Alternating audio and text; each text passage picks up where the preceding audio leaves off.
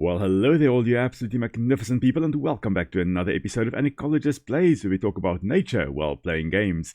Now, today we are having a look at the Xbox Games Showcase of Grounded 2, and it's a bit of a longer video, and we're going to look at some of the other creatures and plants we can expect to find in Grounded 2 when it releases into early access on the 29th of July. Oh my word, guys, I am so excited. Let's jump right in, shall we? Now we are going to be skipping over some of the irrelevant stuff, mainly focusing on the plants and animals we can see in this showcase. And the first thing we can see is the caterpillar again of the Cecropia moth. And this is just such a beautiful, beautiful little critter. I am so excited to see it. And I really am very interested to see whether they actually do bring in the moth as well. As mentioned in my previous video, which you could see at the top right there, this is the largest North American moth. Unfortunately, it is becoming threatened in many areas due to a fly species that was brought in to control a different moth species. And unfortunately, it started attacking these guys as well. But that is one of the many things we'll be talking about when we actually have a look at this game when it releases into early access. So at the background there, we can also see some pink flowers there. And it was mentioned on the Discord of this channel, which there's also a link for down below in the doobly-doo down below, that could be hydrangea. And oh, it does kind of give me hydrangea vibes. My wife will be very, very excited about that, if they are in fact hydrangea. We also then see two weevils walking across some kind of wooden structure there. Really awesome little critters. I'm so glad the weevils are coming back again. And weevils really have the weirdest little faces, with the longer snout there, and then the antennae being located in some species lower down on that rostrum, and some species, like we can see here, located higher up closer to the eyes. Of course, those big eyes as well. Typical beetles, hard-shelled. These ones are just free roaming across the yard. I'm actually very interested to see whether they do move in herds or whether they are more solitary, because in nature, usually weevils not very gregarious. There are some that are. There are, for example, the polyphagous shot-hole borer beetle, which is a type of weevil. That one is kind of social, and they also will cultivate fungi, which kill trees in the process, but that is a story for a different day. Weevils, overall, very, very cute. So glad they are back. We then have a few other things to look at. We are, in fact, in a cherry bush, which is really, really cool. So you can see some cherries hanging there. Whether that means that the berries are replaced now by cherries, and whether you still have berries and cherries, that still remains to be seen. But more importantly, snails. Snails. I am so happy that they finally brought snails to the game. And I'm sure a lot of you all are very excited about the snails finally being in the game. Actually, two of them in the picture there. One in the background there and one right in the foreground here. Really awesome to see. Now, as for what snail this is, well, that I am not 100% sure of. I think it could be the flamed tiger snail, which is one of the most widespread snails in North America, though it is quite rare in some areas. And there are a few reasons I think this. If you're looking at the patterns there, yeah, not 100% match for the flamed tiger snail, but it is kind of, the light and dark there is kind of similar to the flamed tiger snail. But also, more importantly, we are seeing two of them together here, and we are seeing them up in the cherry bush. And these snails are known to go up into plants, especially at night. This isn't daytime, but at night they may go in there. And they will be feeding most likely on things like algae up in the bushes there. And they also are very commonly found in groups, and sometimes up to 7 or 16 of them together in quite a small area. And here we do see two of them together. So the semi-social nature here, along with the patterns and the fact that we are seeing it up in the tree, this to me indicates that maybe it is in fact the flamed tiger snail, which is quite awesome. I'm actually very glad it is potentially that species rather than the common old garden snail, which is a more invasive species and is a problem here where I am in South Africa as well. Zooming in a bit, we also do find another orb weaver walking across here, and there are some interesting things I want to talk about with the orb weavers a little bit later on. But this does appear to be a bigger one. This is not the orb weaver junior. I think this is the normal orb weaver, most likely a female in that case. And we will talk about that as well when we actually do go through the game. But yeah, the orb weaver juniors, most likely males, and then these big orb weavers, more than likely the females of the species. Skipping ahead a bit in the showcase, then we also do have an interesting scene here. Really, the lighting is gorgeous, first of all. But then also, very importantly, you can see the snail in the background there. And then our first look in the showcase of the butterfly, which I am very excited to also see in the game. The first butterfly in the game. Not the first Lepidopteran, of course we did have the moth in the first Grounded. But I'm very keen to see these little blues flying around all over the show with those bright orange spots on the hind wings there. We'll talk about that when we actually are playing the game, but that is auto mimicry. They, in essence, trying to mimic themselves, trying to draw attention away from the actual head, making predators think that that is in fact the head over there, and then they target the hind wings. But we'll talk about that when we go through the game. And it looks like we will be encountering them quite early on in the game, considering that we are running around here with a spear, with a pebblet spear. So that is right at the start of the game. We also then get a marvelous scene of the oak tree with a whole bunch of mushrooms growing out of it. Now, this oak tree, you can see from the background there, it is in autumn now with the autumn colors of the leaves there. But this oak tree is probably dying. I say that because, well, this may be a type of parasitic fungus that is slowly but surely eating away at the tree, potentially killing it slowly. But I mean, this tree can survive for a very long time, even with such an infestation, but it is probably a symptom of this oak tree is suffering. But the fungus itself consists of a whole mycelial network, fungal threads, under the bark of this tree. And now, at this point in time, that fungus is pushing out a whole bunch of mushrooms, basically the fruiting bodies of that fungus, to disperse some spores. And the spores will be dispersed from those grooves on the underside there. And each spore has the potential to start a new fungus somewhere. But most of those will never actually grow up to be proper fungi that will be dispersing their own spores. Most of them will die, but some will establish and grow and potentially reproduce. And then just something interesting, of course, we are going to be able to ride the orb weavers later on. The orb weaver buggies are coming, so mounts are coming. One of the things that we'll be doing with it is, of course, a web attack. Now, the orb weavers themselves don't actually shoot out webs in real life. They instead make a big web and catch anything flying into the web. But some spider species are able to shoot out a sticky liquid, and I'm thinking specifically of spitting spiders. I mean, their name says it all. And they are able to spit a sticky substance to trap their prey. But orb weavers themselves don't actually do it, but in the game they can. You can see they will also be able to hopefully climb up webs with our orb weavers, and then also make a web bridge to traverse across the landscape. So it'll be very interesting to see how we're going to use that to travel through the new area. We then also have a quick look at the 14s there, each with a different weapon. And it seems that Willow is, of course, holding the Ladybird shield there. Not sure what weapon Pete is handling there. It almost looks like the Tikmakwitl from the first Grounded.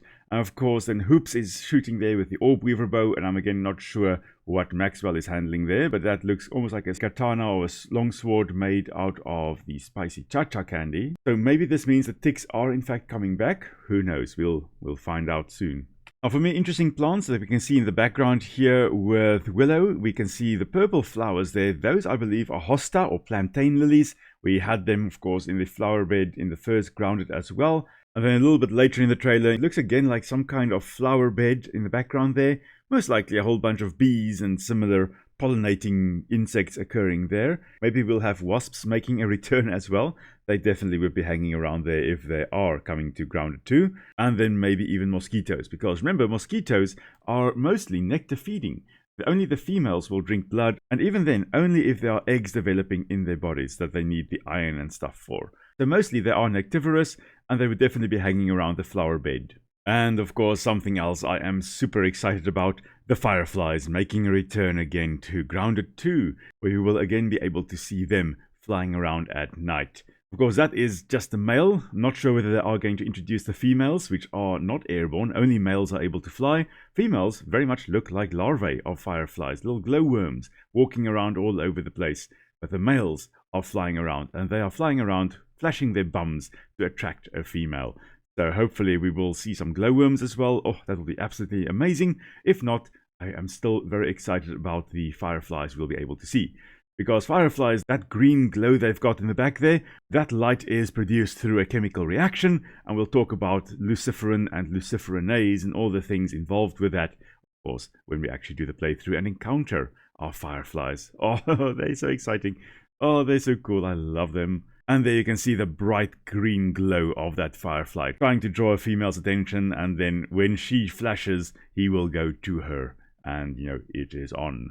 Then in this scene, there is a bird flying right over there. And I know some people say that's the crow, some people think it is a pigeon. I am throwing my vote with pigeon. The feathers in the back there look a little bit too purple to be the crow, although I do know in the right light the black feathers of a crow can kind of appear bluish purple in color, but I think that is in fact a pigeon. Especially when we look at how it flies, it looks more like the active, faster, powered flight of a pigeon rather than the almost cruising flight of a crow. So looking at it as it comes into view here, that looks like a pigeon's flight rather than a crow's flight. But we do get a good view of the park, and this I think is most likely the area we'll be running around in initially, the starter area for early access.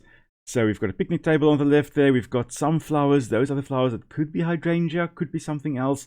We've got a very large grassland area. We've got a trash can in the back there. Of course, we've got the statue area. And in front of the statue, we also have that flower bed. We've got a podium. We've got the speaker on the right there. And then, of course, we've got some coniferous tree on the right-hand side here as well. And then getting our first look at the ladybird in front here, or ladybug or lady beetle. That is a very, very nice looking ladybug. I'm really excited to see them in game as well. Of course, although called ladybugs, they're not bugs, they are beetles. That's why some people nowadays also call them more lady beetles rather than ladybugs.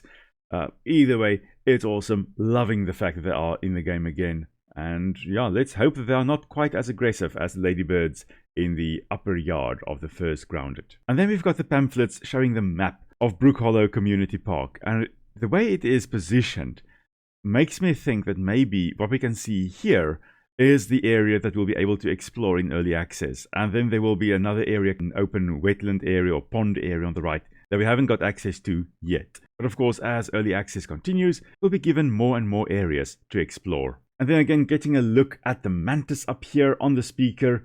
I am loving the look of the mantis. Again, just missing the ocelli, the three little simple eyes on the front of the head there. But what you can see in the mantis here are the pseudo pupils, those little black spots that almost look like pupils, but that's just because of the way the compound eyes are structured.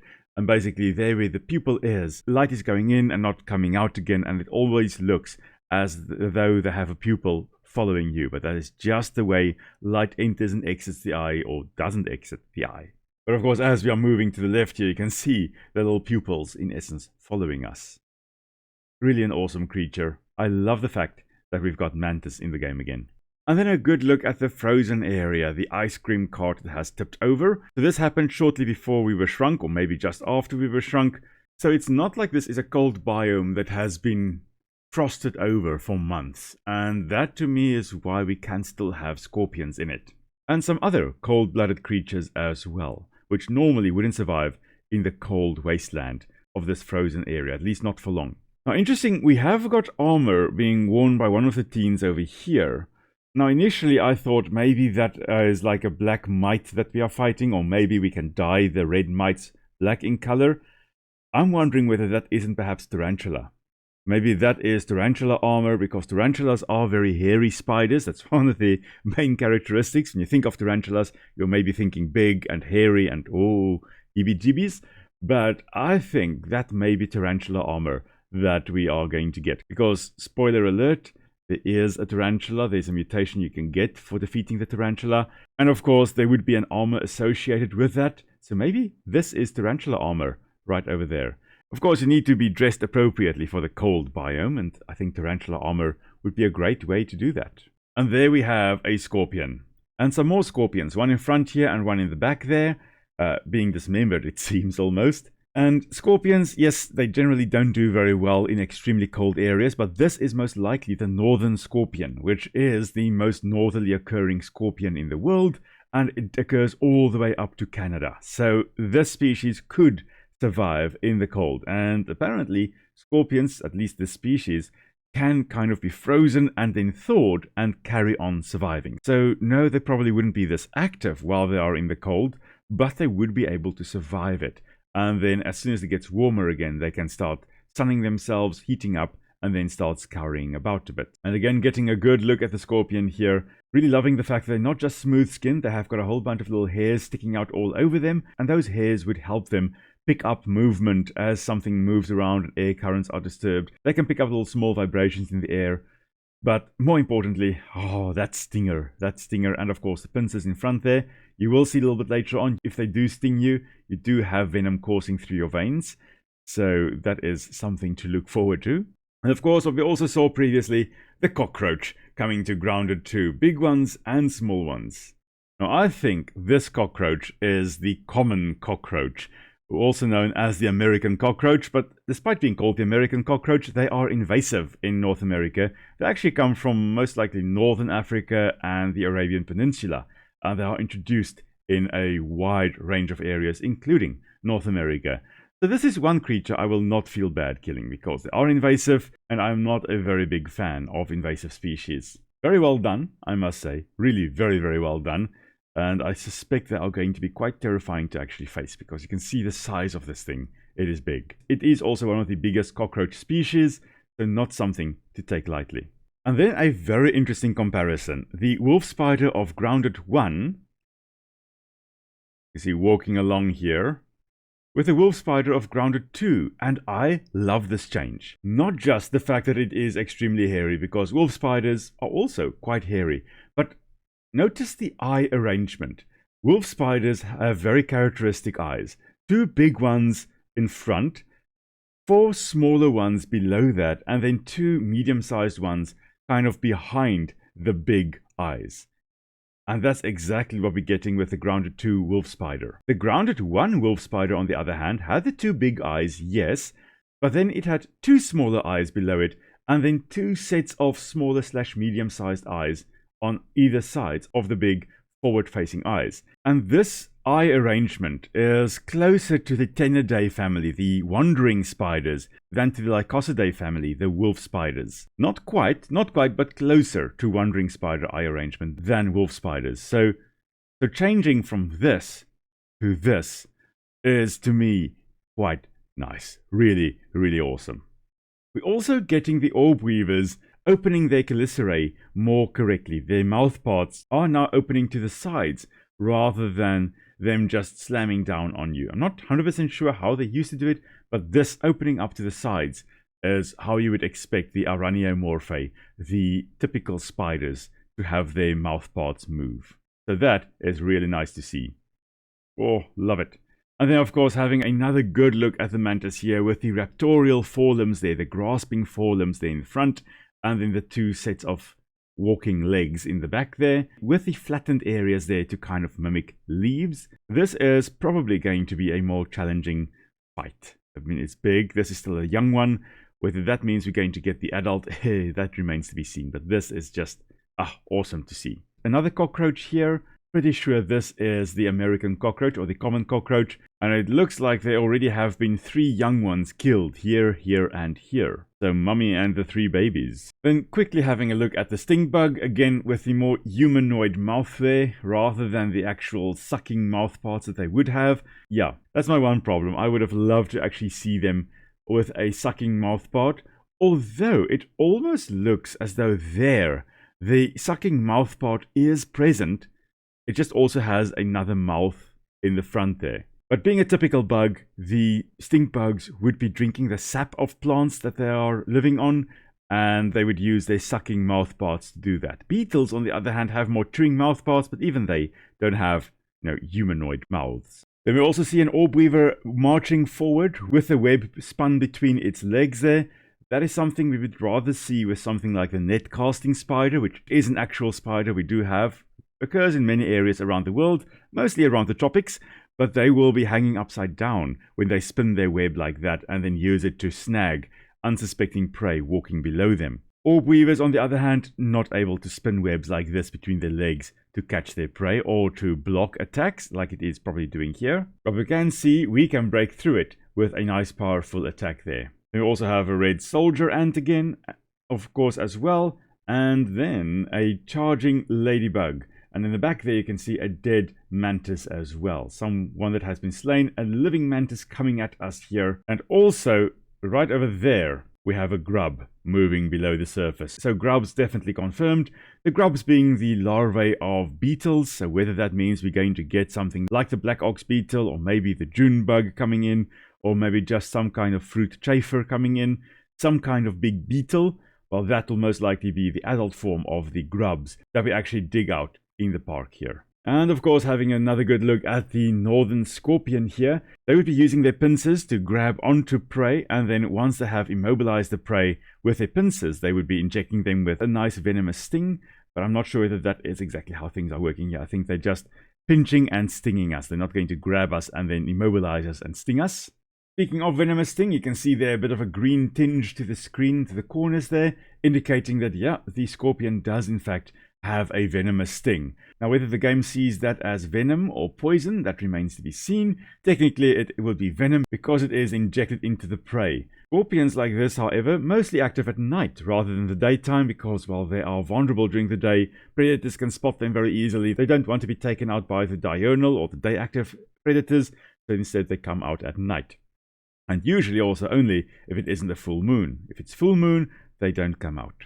And of course, everybody's least favorite insect also making an appearance here. We've got the mozzies. There's one in the front here and the one in the back there as well. These are not the tiger mosquitoes. Well, not yet at least. Maybe they come later on in the game. But for now, we've got the normal mosquitoes that are making an appearance. Now, with them going for us and trying to drink our blood, well, that would mean they are most likely females. Because as mentioned earlier, they do need the blood for the eggs to develop properly. And of course, spiderlings as well. And Pete here wearing the butterfly armor. And then getting a look here at the butterfly armor, you can see the antennae over there as well. The banded antennae of the Lycaenid butterfly there. And then the blue color there. Really just such a gorgeous armor set. And it does appear as though this is a more magic focused armor set. Speaking of, in the background there, we do have the butterflies. And then I'm not sure whether this is just the normal stink bug or whether this is the green stink bug we saw in the first grounded as well. It almost looks a little bit too green to just be the normal brown stink bug we usually see. But there it is. It may just be. I don't know. It may just be the normal one. And one thing we can also see is that when we are riding on our soldier ant here, we can carry more than just 5 planks, which is really awesome. That's similar to the red ant armor that we had in the first grounded. And that just plays into the whole thing of insects being surprisingly strong. Ants are famous for carrying things many times their weight, but a lot of insects are in fact very strong because they are so small. And we'll talk about why that is during the actual playthrough. And then of course something that we're all very excited about, the fact that we can ride mounts. The red soldier ant as well as the orb weaver spiders, those will be our mounts of course that we have got with early access, with some more to come. And we also then have the pink flowers here that we fought the orchid mantis in the first grounded. We've got again making an appearance here. And there we go, the ability to make bridges with your orb weaver buggy. That is just awesome. This will open up, I think, a whole new way to explore the area and then walk across it. Oh, that's brilliant. And of course, the orb weaver also being able to spray the web here, being able to ensnare your opponent, which is not something that they can do. But as I mentioned earlier, spitting spiders can do that. So there is, in fact, a type of spider that can do that. And then something I think we're all looking forward to, being able to name our pets and also pet our pets, or our mounts, our buggies, which will really be awesome. Just for interest's sake, in the scene we do have the bumblebee coming past there, and it looks as though it has a whole bunch of pollen stuck on its hind legs there, which is of course where they will be carrying the pollen after visiting flowers. I must say, I really do love the design of the stink bug, and I always have, especially the patterning on the back here. That is just, that is such an awesome design. And the patterning there would be to break up the outline of the stink bug. That is, of course, disruptive camouflage. It disrupts the outline, makes it more difficult to actually spot the stink bug. But failing that, they do have their stink as well. The aldehydes, the chemicals that they can release that smell very much like coriander. And that's because corianders also contain aldehydes in them, that when you crush it, they do smell very similar.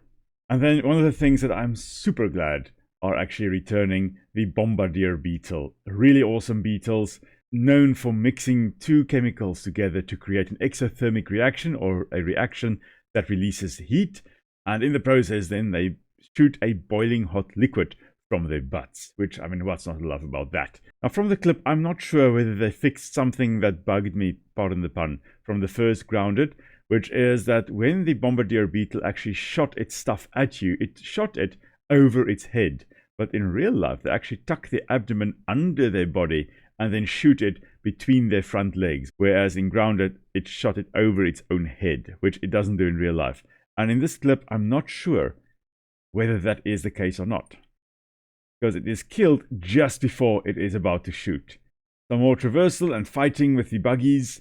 In particular, of course, then the bridge that you can create. Another bridge in the background there, so it looks like those bridges are longer lasting, which is marvelous.